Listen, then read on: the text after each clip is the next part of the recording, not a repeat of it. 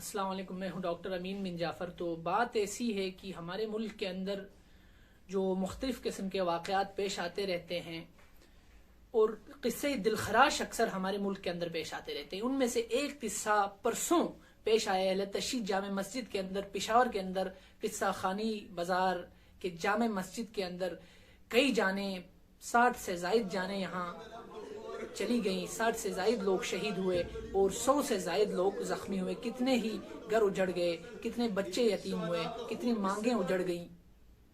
اور اس کے پیچھے اصل ہاتھ کس کا ہے، یہ مسئلہ ہے۔ اس میں کوئی شک نہیں کہ بیرونی قوتوں کا اس کے اندر ہاتھ ہے، عمل دخل ہے کہ جو ہی پاکستان ذرا سا پاکستان کا امیج بہتر ہونے لگا اور آسٹریلیا کی ٹیم پاکستان کے اندر آئی تو یہ واقعہ پیش آیا۔ لیکن اس بات میں بھی کوئی شک نہیں کہ اندرونی قوتوں کا اس کے اندر ہاتھ ہے۔ اب یہاں پہ حکومت جو ہے نا کیا حکمت عملی اپنا رہی ہے، حکومت اور بہت سے جو ہے نا پرومیننٹ پرسنالٹیز، صاحب اقتدار لوگ اس کی مذمت کر رہے ہیں۔ اس کے اوپر ایک بہت ہی اچھا قصہ اور بہت ہی اچھا واقعہ میرے ذہن میں آیا کہ ایک گاؤں ہوتا ہے، گاؤں کے اندر ایک جامع مسجد ہے، جامع مسجد میں امام نماز پڑھ رہا ہے، جماعت کا وقت نہیں ہے، ایسے ہی نارمل وقت میں امام نماز پڑھ رہا ہے تو اتنے میں علاقے کا نمبردار آتا ہے، یعنی صاحب اقتدار آتا ہے اور وہاں پہ جھاڑو دینے لگتا ہے۔ امام اس سے پوچھتا ہے کہ نمبردار صاحب آپ کیا کر رہے ہیں؟ نمبردار کہتا ہے کہ میں جھاڑو دے رہا ہوں، مسجد کو صاف کر رہا ہوں، میں نے سنا ہے کہ یہ بہت ہی نیک عمل ہے۔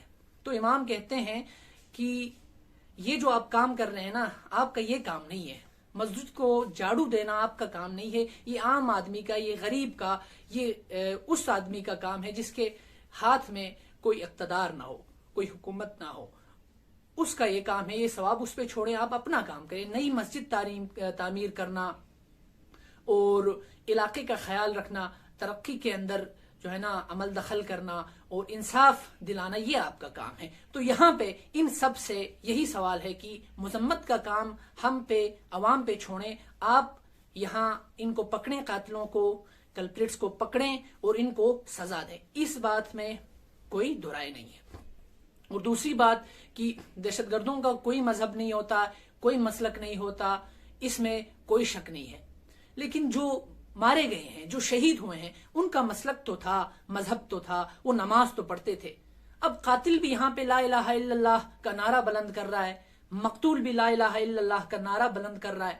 اب یہاں پہ جو ہے نا کون شہید ہے، کون غازی ہے، کون حق پہ ہے، اس میں کوئی شک نہیں ہے کہ شہید جو ہے نا حق پہ، کیونکہ ظالم جو ہے نا، ظالم لا الہ الا اللہ کہے، اللہ اکبر کہے، جو بھی کہے، ظالم ہوتا ہے، وہ ناحق ہوتا ہے اور مظلوم حق پہ ہوتا ہے۔ نمازیں پڑھ رہے اور مسجد کے اندر شہید ہونا، یہ ایک زمانے سے چل رہی ہے، یہ ایک وراثت میں ملی ہوئی چیز ہے جو ہے نا حسینیوں اور علی علیہ الصلوۃ والسلام کے ماننے والوں کو نصیب ہوتی ہے۔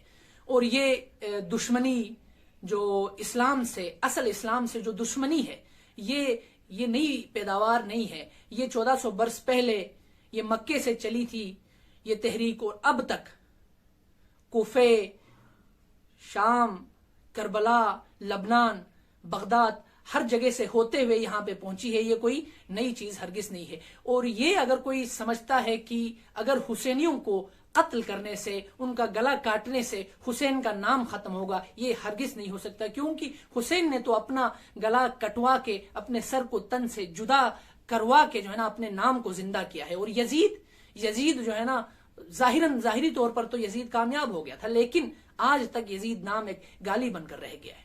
اور یہی یزیدی لوگ ہیں جن کا اسلام سے سچ کوئی تعلق نہیں ہوتا۔ اسلام کے نام پہ یہ لوگ بدزنی، بد کرداری، بد فعلی، بد عملی کا پرچار کرتے ہیں اور لوگوں کو ظلم کا نشان بناتے ہیں۔ سچ میں نہ کوئی مفتی ہوں، نہ کوئی مجتہد ہوں اور نہ کوئی عالم ہوں، لیکن کامن سینس میرے اندر ہے، ہر اس شخص کے اندر ہے جو ذرا سی ریسرچ کی جو ہے نا اس کے اندر ریسرچ کا مادہ ہے، تحقیق کا مادہ جس کے اندر ہے۔ میں دین کا جو ہے نا دین کا ریسرچ کرتا ہوں، اس میں کوئی شک نہیں ہے، ہر بندے کو دین کا ریسرچ، دین کی تحقیق کرنی چاہیے. تو اس طرح سے ہے. اور ان کو سزا دینا حکومت کا کام ہے. حکومت جب تک ان کو سزا نہ دے تب تک جو ہے نا ان میں کوئی کمی پیش نہیں آ سکتی، ان کو واقعات میں، اور نہ دہشت گردوں میں کوئی کمی پیش آ سکتی ہے. اور دہشت گردی ایک سوچ ہے، یہ ایک تحریک ہے، یہ جو سوچ تبدیل کرنی پڑے گی.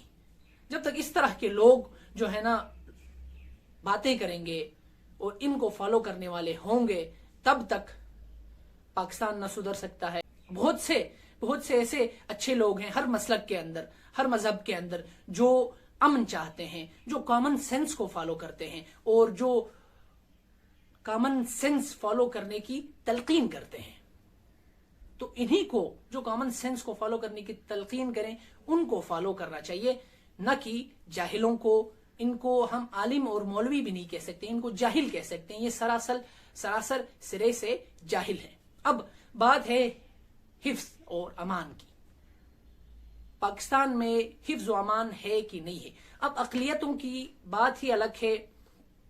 اقلیتوں کو حفظ و امان ہے کہ نہیں ہے، اس میں تو کوئی دو رائے نہیں ہے. ہر بندے کو اس بات کا علم ہے کہ اقلیتوں کو اس حفظ و امان پاکستان کے اندر ہے کہ نہیں ہے. اب تو عام بندے کو بھی پاکستان میں امان نہیں ہے.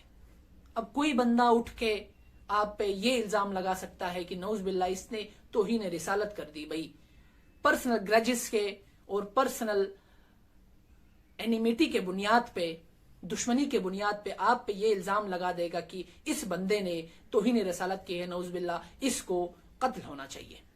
میرے نبی صلی اللہ علیہ وسلم پر میری جان قربان، اس میں کوئی شک نہیں ہے. لیکن اب اس کا مطلب یہ ہرگز نہیں ہے کہ میں اپنے جو ہے نا پرسنل فائدے کے لیے لوگوں کو استعمال کروں، دین کا استعمال کروں، دین کے ٹوکن کو استعمال کروں. دین کا ٹوکن تو شروع سے استعمال ہو رہا ہے، 1400 سال پہلے سے، بنو امیہ کے دور سے دین کا ٹوکن استعمال ہو رہا ہے اور اب تک ہوتا چلا آ رہا ہے.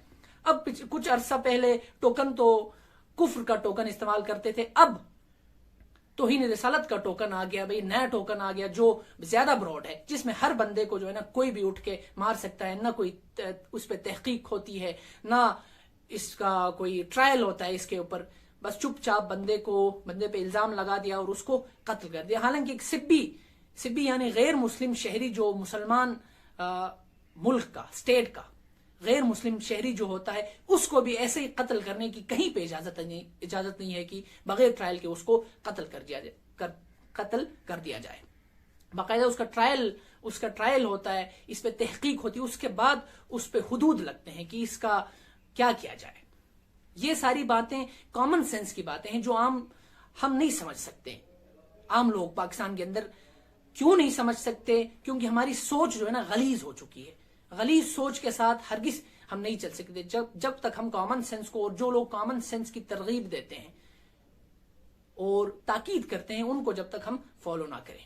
تو لہٰذا مذہبی جو ہے نا انتشار پھیلانے سے گریز کریں اور اسلام کو سمجھا کریں، اسلام کو سمجھنے کی کوشش کریں، اور کامن سینس جو عالم، جو مجتہد، جو مفتی کامن سینس کی ترغیب دیتا ہے اس کو فالو کریں. اور صاحب اقتدار سے یہ ریکویسٹ ہے ہماری کہ کلپریٹس کو پکڑیں، ان کو کڑی سے کڑی سزا دیں، ان کو عبرت کا نشان بنائیں، تاکہ اگلے روز، اگلی صدی، اگلے سال کبھی بھی اس طرح کے واقعات پیش نہ آئیں.